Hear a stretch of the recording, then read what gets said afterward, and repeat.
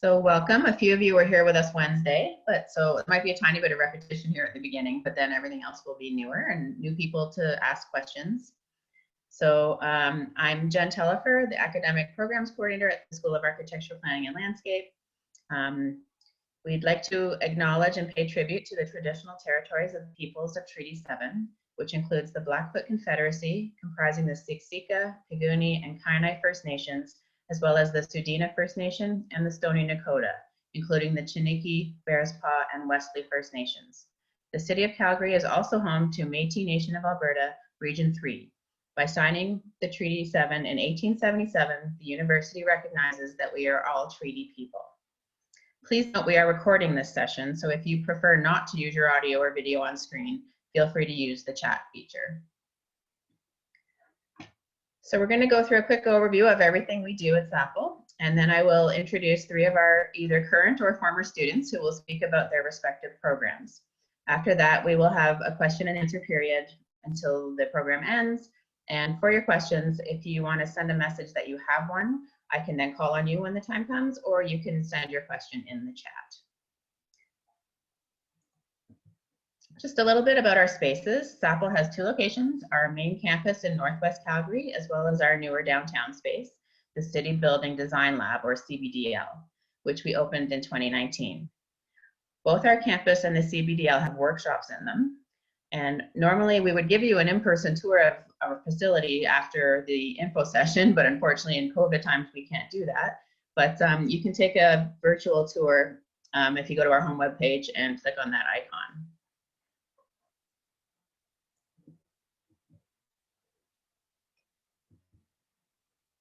So with regards to research, the CBDL is the first and only hub in Alberta for trailblazing research and collaborative discussions about entrepreneurial approaches to city building.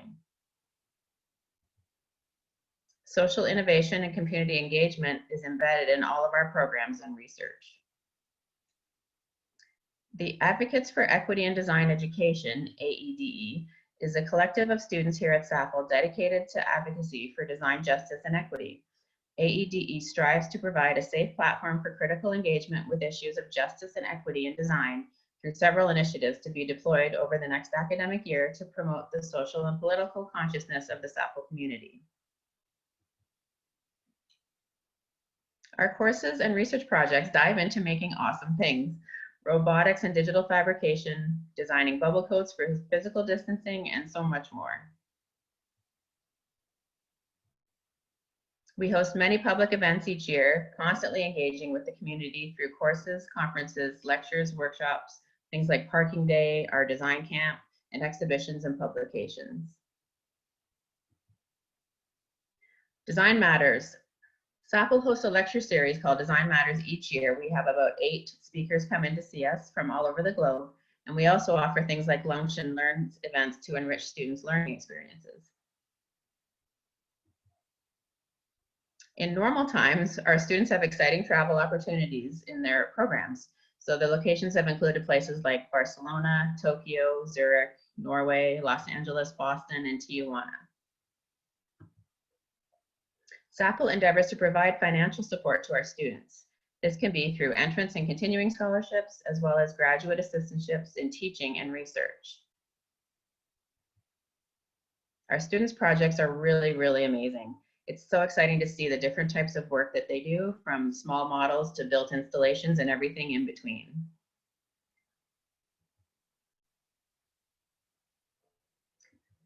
I would now like to introduce, who is a recent graduate of both of our Master of Architecture and Master of Environmental Design programs, and he will now speak a bit about his experience. Hi guys, I'm Nick. I'm just finishing up my thesis right now. I was wondering, Jen, is my screen share one? Okay, there, that's my slide. Did you just change that, or? What do you mean? If you can go to the next slide. Yeah. I think my screen share is lagging a little bit. Okay, perfect. So yeah, after going through the architecture program here, it was clear that the school is really focused on this redefining the word ecology as kind of the relationship between, many different things. And in this case, the importance of the built environment and human beings. That extends all the way to providing equality, diversity, and inclusivity across all populations, and particularly within the school. So school really prides itself on that perspective as well. And it just generates like a really nice community atmosphere, all the way down to, the studio environment where design really takes place, all the way to relationships with professors and teachers. Can you go to the next slide, Jen?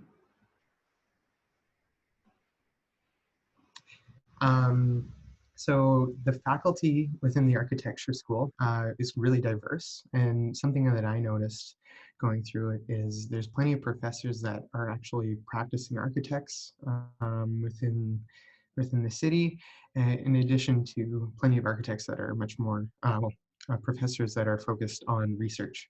And I think it's the combination of the two that really provoke interesting ideas and a diversity of, cutting edge research. And as Jen mentioned, a lot of interesting built work. Go to the next slide.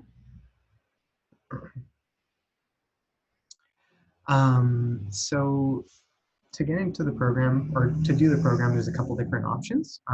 With an accredited architectural undergrad, you can make the master's degree a 2-year program. So you go through M1 and M2. If you don't have that accredited undergrad, so in my case, I did mechanical engineering as my undergrad, not related to architecture, and I correspondingly did a 3-year program that included the foundation year. And that, I guess, if you're coming in from an undergrad at U of C and you're to do the architectural studies minor, that would equate to your foundation year, and you would correspondingly apply to the master's program after that to do 2 more years. Next slide. So a rough structure of the program across the 3 years.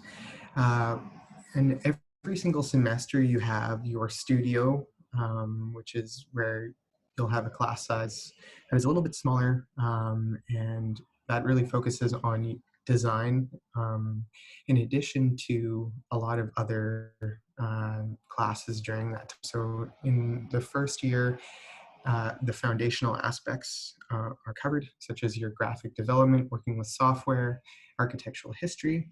In M2, again, continuing with intermediate studios, looking at the design theory behind architecture, as well as more architecturally applicable classes such as in control systems, structures, and building science. Finally, in your M2 year, that's where you fill it in with a lot of electives, in addition to urban design theory. Intermixed across all of those things, you have plenty of block week courses as well that take the form of leadership in architecture, architectural lighting, and professional practice, in addition to optional block week courses that allow you to work closely with visiting professors. A nice plus to this school is a study abroad program that allows you to go to Tokyo, Barcelona. And myself, I chose to go to Tokyo in my final year. The program, as the way it works now, you'll actually have that study abroad term during the summer periods in between these years. So a really, really great addition to the program here at U of C. Next slide.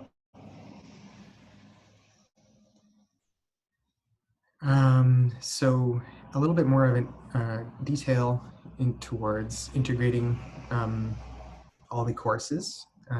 There's a lot of collaborative studios in Calgary that allow you to work with practices that are building architecture, of course, but allow you to do a work in studio is what it's called, in addition to a lot of research labs that allow for employment as a research assistant. Myself, I worked for the Laboratory of Integrative Design. That allowed me to be involved in a couple built projects over my summer periods, in addition to yeah, a lot of other opportunities to get your hands on actually building projects. The block week courses I mentioned allow you to work with a visiting scholar.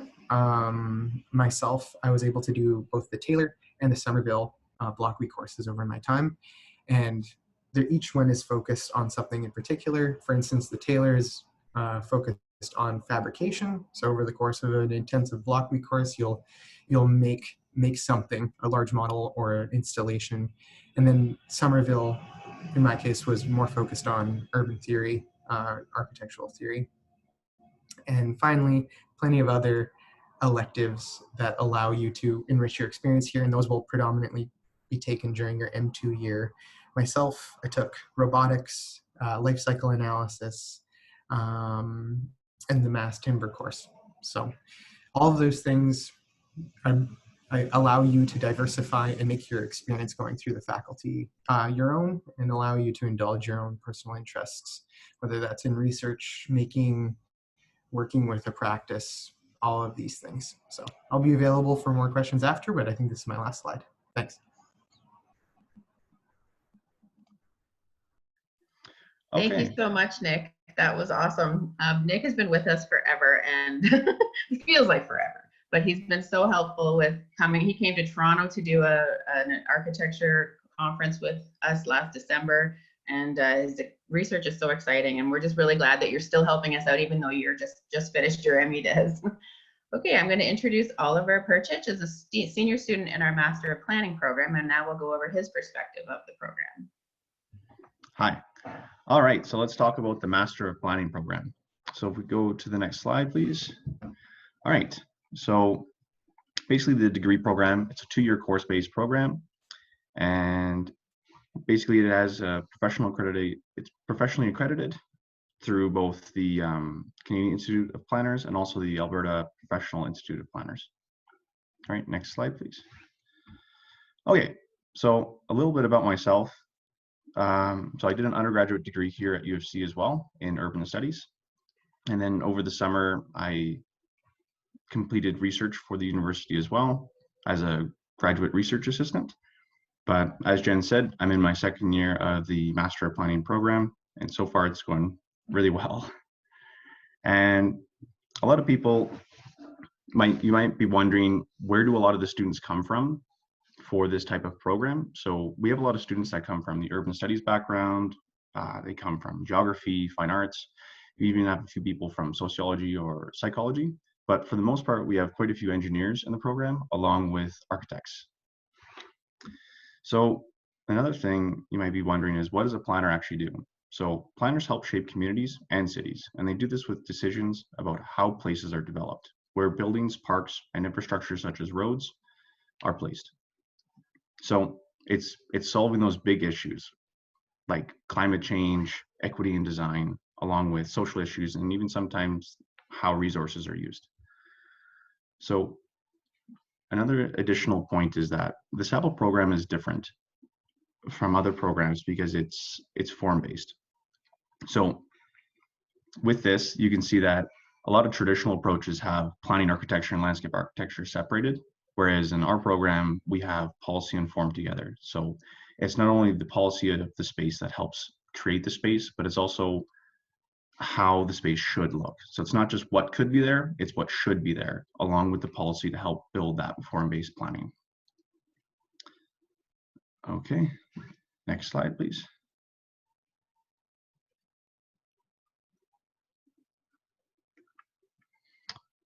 So I'll just go in a little further detail here about that form-based planning. Actually, no, sorry. I'll just move ahead a little bit here. So yeah, it's basically about policy. A lot of other programs throughout Canada are focused only on policy, whereas our program gets the mix of both. And I think that really helps shape a more well-rounded educational experience. And basically it's that integrated approach of cities rather than just approaching city building as in isolation.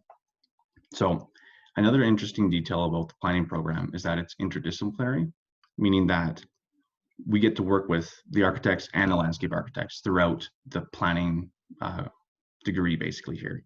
So right out of the gate, first semester, you're working with landscape architects, and then later on in your second year, you get the option to work with architects if you choose to, architects and landscape architects. So it's really, it's nice to work with other perspectives too, because in the real world, you're going to be working with architects and landscape architects. So it's starting you off learning how to work with different professions. And that's where that all takes place, is actually in the studio, which the studio is one of the core factors of the planning program. So if I could move to the next slide. Sorry, Oliver, just before you begin, we're going to do a quick switcheroo. Okay. Sorry, I had the wrong slides. Just one more back, please.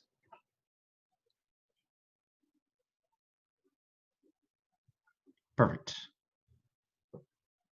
Oh, one more forward. Oh, you know what I think it's doing? It's on automated. I'll just do it. Just continuing on, what is a studio and what does it feel like? Basically, a studio is just a collaborative space. So you're there with your class and you're working on a project, and it can be a small space, being the site is a small space like a park, or it can range all the way up to a region. So everyone has, like I said, everyone's coming from a different background. So there's a lot of different skill sets that are at the table. And I found that really helpful, because if I didn't know how to do something, you're in a shared space where you can go tap someone on the shoulder and just ask them quickly. So that collaborative space really allows you to continue creating without any lags in design. And basically in the studio, because you're going to be taking other classes, and you're going to be taking two or three other classes, and you're going to be applying those skills you gain in those classes into the studio itself. So it really helps to like solidify those skills you're learning in other places and then applying them in a real world place. All right, so next slide, please. Okay, and so these are some of the other study areas that you might get the opportunity to take a class in. So whether it's the public engagement or GIS, you're learning these additional skills, and then you get to use them in studio. So you don't lose the skill, because you immediately have to learn it and then use it. So it really does allow you to learn and work in the same space. And not only do you get the opportunity to take these classes, but you also get the opportunity to take classes outside of SAPL as well. So for myself, I really want to take a class in business that was Indigenous peoples and sustainable development. So this was also a block week course. So it really worked well with planning itself, and then also just the timing of it. Because I think another really nice part of the SAPL program is that you have block weeks. So before classes start or mid courses, you get a 1 week break, whether you can take a week off to catch up on whatever classes you're in, but you can also, if you decide, you can get another specialty course done, and then it helps ease your class load later in the semesters or later in your years. So I found that really helpful that SAPL even had that option. Okay, next slide. All right, and this is basically how the studios work. You start with site planning in your first semester, and it's a single site, basically at the park scale, and you're designing it just you. And then in the second semester, you move into community development, which is a greenfield development. So you and your team work, and you get to design a full greenfield community. And in the third studio, which would be the first semester of your second year, you get the option of either taking urban design or regional planning, sorry. And if you do decide to take urban design, you also have the option of taking it either in Zurich, or you have the option of taking it in Calgary. So that option allows a big variety of learning experiences when it comes to that urban design. And finally, in the last semester, you have professional practice. And this is a really unique course. I think I'm excited for this one. I haven't taken this one yet. And basically, you're going to be working with a community. in Calgary and the Federation of Calgary Communities, and you're going to work to solve a real world problem. So I'm looking forward to that, because it's basically, they're going to be putting you in a similar position as to what your first job will be. So it's allowing you to get that real world experience in like a real world application. So it'll be really helpful. All right. Thank you very much. Thanks, Oliver. So now we're going to move to Carly Doe, she just finished our Master of Landscape Architecture program and has now started our Master of Environmental Design program. Thanks, Carly. Thanks, Jen. Yeah, so my name's Carly. My background is not in landscape architecture. It's in zoology and French literature. But with that in mind, the incoming students, that get accepted to the Master of Landscape Architecture come from like a huge background of disciplines. So I had classmates that came from fine arts, some that came from biology, ecology, also architecture and landscape architecture. But something that's kind of nice about the landscape architecture program is that it's very small. So I only had 8 people in my class. I think it grew to 10 by the time we graduated. But anyway, super small class. So everyone got lots of face time with the professors and administration. And I think we all gained a lot from that. And what's really unique about the Master of Landscape Architecture program at the University of Calgary is that you get to explore, a huge array of different climate types and landscapes, because Calgary is huge, which is, I guess, a problem in and of itself. But anyway, if you drive west of Calgary, you can see the foothills. A little further west, you see the Rockies. And to the east, you've got the Badlands, and the prairies are all, in between there. So you have lots of opportunities to explore a huge variety of landscapes, as well as Calgary having a really connected parks and natural system. You do get to, explore that, as well as the urban area, the urban part of inner city Calgary. So yeah, if you can move to the next slide, please. So the way that the Master of Landscape Architecture program is structured is similar to architecture, where there are 2 options. There's a 3-year master's degree stream with the foundation year at the front.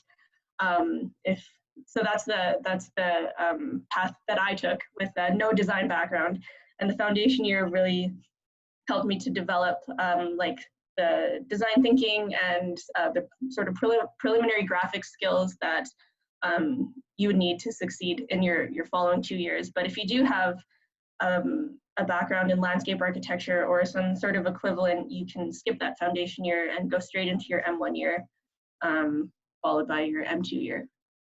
Okay, next, please.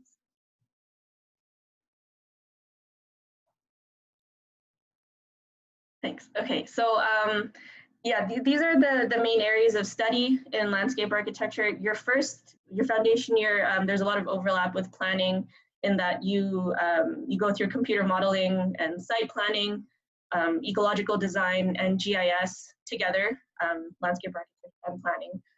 But then as you move into your M1 and M2 years, you focus more on landscape architecture. So you get your technical courses in construction, materials, grading, learning about plants and green infrastructure, as well as developing a really strong historical and theoretical understanding of landscape architecture. And similar to planning and architecture, you have the option to take a vast variety of electives. So some of the electives that they have offered in the past are ecological restoration. There's a communication media course, heritage conservation. We had the opportunity to go to Zurich in the spring to study urban design, which was a wonderful experience. And some some other courses that would help you to develop like advanced graphics and drawing skills. So yeah, that's the kind of like an overview of the courses that you can take in landscape architecture. Next, please. So this is the studio structure of the MLA program. And in the foundation year, you would start with site planning. So this is the same studio as the planning students take in their first year, where you start with just a single site and you develop your design thinking skills. In your winter semester of your foundation year, the studio is called Landscape Architecture Studio 1. You're still working on a single site, but it's bigger. And then in your the fall semester of your M1 year is the Regional Systems Landscape Architecture Studio, where the site becomes, well, the site is massive. It's the entire region, whether it be the foothills or the Badlands, and it's quite loosely structured. So this is, sorry, I have a cat like pushing stuff around on the ground.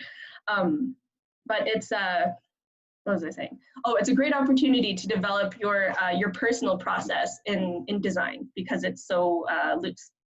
The M1 winter semester is Landscape Architecture Studio 2, where the site becomes smaller. Again, we focused on just a neighborhood, but again, with a looser structure, you have the opportunity to develop your process in choosing a site, identifying the issues, and coming up with an intervention. And what's new for the M2 fall semester is the comprehensive studio. So I didn't personally take this, but my understanding is that this is the studio where you would integrate the kind of the technical skills that you learn in your first year or your second year.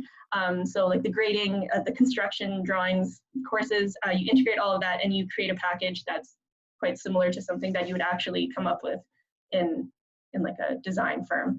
And in your final year, the senior research studio, it's again, maybe a smaller site than the regional studio, but it's very open. So this is like the best time for you to really refine your skills and your process as a designer.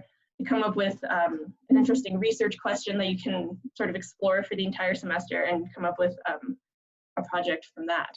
So I guess to finish up, something that I really liked about the program, like I said, it's small, so we had a lot of FaceTime with our instructors, and also because it's new, this program just started in 2015, I think. So because it's new, Mary Ellen, the Associate Dean, was always open to feedback about course offerings and course structure. So, you know, even in my time moving through the program, I've seen a lot of course offerings change, the course structure has changed, and I think that we were all able to contribute to a positive change in the program, which is really nice. So yeah, thank you.